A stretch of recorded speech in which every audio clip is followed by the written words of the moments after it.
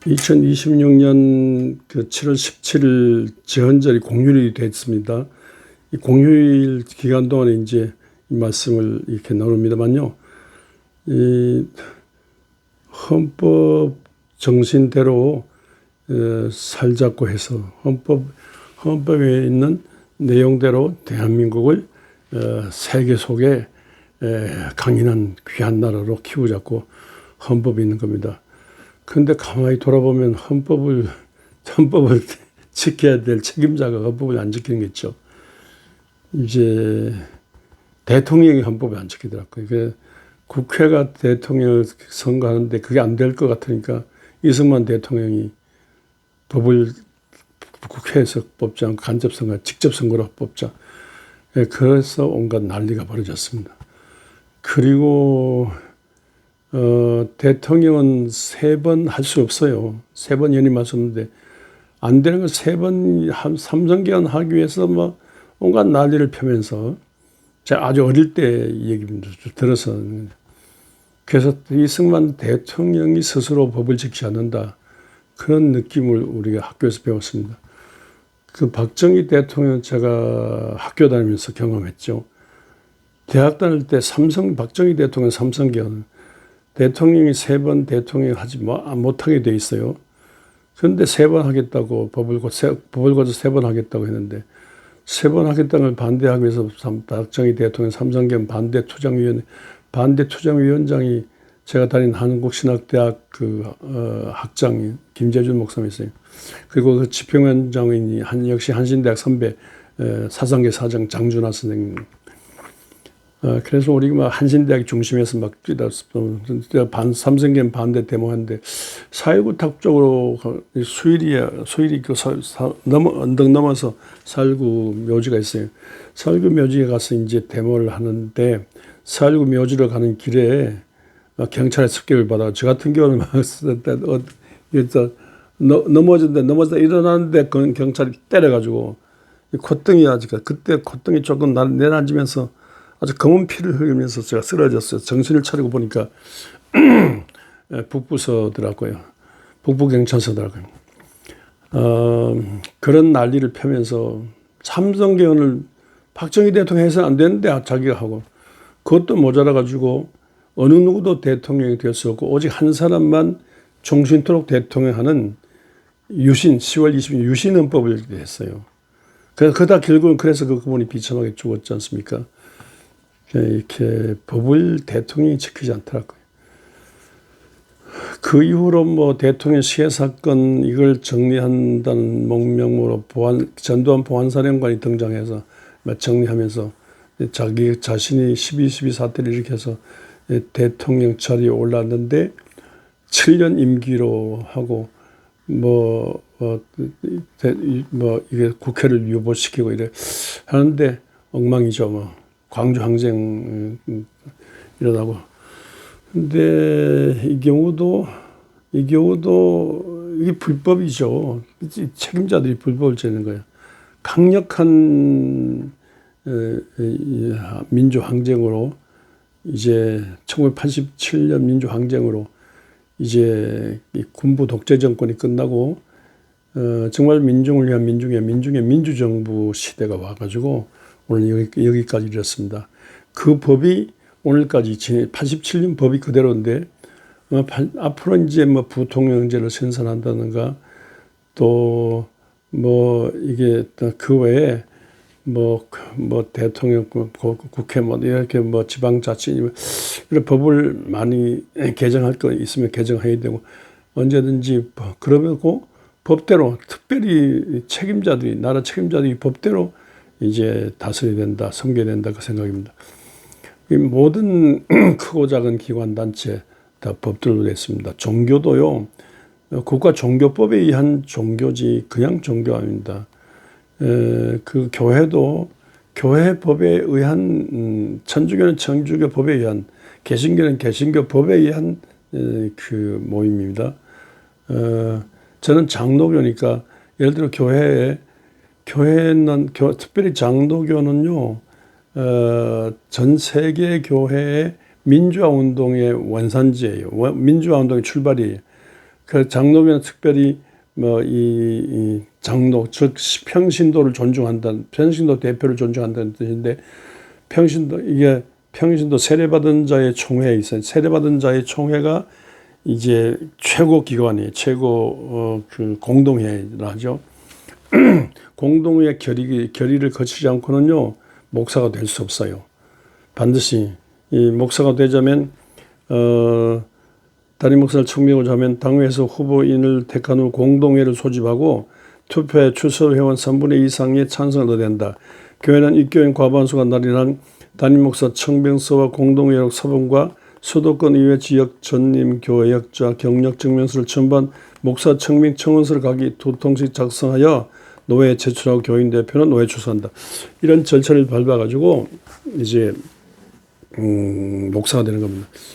그러니까 교회 모든 것은요 그 법에 의해서 되는 것이 되어 있습니다. 특별히 장로교는 민주적인 그 정신이 충만해요. 그래서 교회 저는 목회할 때 이 당회 결의 없이, 제주교회 결의 없이 함부로 광고도 함부로 제대로 못했습니다. 그만큼 법을 존중해야 되죠. 교회가 은혜와 사랑을 하면 될지 모르지만 은혜와 사랑을 담은 것이요, 은혜와 사랑을 가장 잘 담고 잘 보존하고 은혜와 사랑으로 교회를 부흥발전시키고 세상에 소금과 빛의 선한 영향을 주기 위해서 이게 법이 필요한 거예요. 그러니까 은혜와 사랑 찾고 그러지 마세요. 법이 중요합니다. 최근에 어떤 교회를 보니까 담임 목사가 없어졌어요. 이런 이제 22 한국기독교회장 헌법 목사 청빙 22조에 이런 절차를 밟으면 공동회를 거쳐 목사 청빙이 되는데, 공동회 거치고 노회 허락을 받아서 목사 청빙이 돼서 담임 목사 되는데, 담임 목사는 지교회 청빙을 받아 노회 허락으로 그 지교회를 담임하는 목사라는데, 이 교회 보니까 담임 목사가 없어졌어요. 없는데 담임 목사가 없고, 담임 목사는 대표 목사가 되고, 담임 목사는 누가 다니느냐? 담임 목사는 부목사가 되다. 부목사는 역시 21조 목사의 시무 구분과 임기에 부목사는 담임 목사를 보좌하는 목사다. 임기는 1년이며 중임될 수 있고 담임 목사 사임 시 함께 사임한다. 근데 부목사는 담임 목사를 보좌하는 목사지 부목사가 담임 목사가 될 수 없어요. 그런데 이 교회는 교회 안에 또 교회가 있더라고요. 교회 안에 교회가 있으면 분립청원, 교회 안에 교회가 있는 게 불법이에요. 교회 안에 교회가 있자면 분립청원, 분립한다는데, 분립한다는 것도 마음대로 분립하지 못하고, 분립청원서를, 분립청원을 결의하고, 시찰을 거쳐가지고, 노회 허락을 받아가지고, 노회장이 선포를 해야 분립돼요. 그러니까, 교회 안에 교회를 두고, 거기에 그 부목사를 담임 목사로 이렇게 일하고 하고 있는데, 이건 콩가루 집안에 웃음인데 기본이 안 돼 있어요. 웃음이 나와요. 그런데 반드시 이 부목사는 담임 목사를 보좌하는데, 부목사가 담임 목사를 돼서 부목사 담임 목사가 되자면 부목사 사임으로 나가서 교회를 세우고 그 교회 어느 교회 청빙받아주고 거기서 절차를 밟아가지고 노회 허락을 받아서 담임 목사 되는 거예요. 부목사가 어느 그 지교회 부목사가 담임 목사가 될 수 없어요. 근데 이 교회는 부목사가 담임 목사가 되고, 분립 청원도 하지 않는데 분립 교회가 되고, 거기에 부목사가 담임 목사가 되고, 그럼 노회 허락을 받은 담임 목사는 뭐냐? 대표 목사, 왕 목사, 대표 목사 되는데, 이거는 말같이 완전히 교회 헌법 21조, 교회 헌법 22조, 교회 분립 청원 이런 법을 안 지키는 불법적인 겁니다. 이 담임 목사는 그런 담임 목사는 이 당회 조직에 담임 목사와 시무장로로 당회를 구성하거든요. 담임 목사는 시무장로와 함께 당회를 구성하는데, 당회 결의가 얼마나 중요한지 말입니다. 그런데 당회 조직에서도 이 문제가 되었다. 이 교회는 담임 목사가 그렇게 되었다. 담임 목사, 부목사가 담임 목사가 된다면 당회 조직에도 문제가 있게 되고, 담임 목사 용어가 헷갈리게 되고, 담임 목사가 없는 교회, 대표 목사가 뭡니까? 이렇게 함으로써 언제든지 교회가 교회다워야 되는, 교회가 법에 한국 기독교 장로에 이러면 한국 기독교 장로회 헌법 테두리라서 헌법 정신, 헌법의 정신에 있는 이 교회를 통한 한나라 운동에 순응해야 되는 겁니다. 국가와 민족의 대통령급에 있는 책임자가 헌법을 어겨서는 안 되는 겁니다. 교회 담임 목사가 교회 헌법을 어겨서는 안 돼요. 담임 목사가 교회 헌법을 어겼을 경우는 담임 목사 7인상은 7인.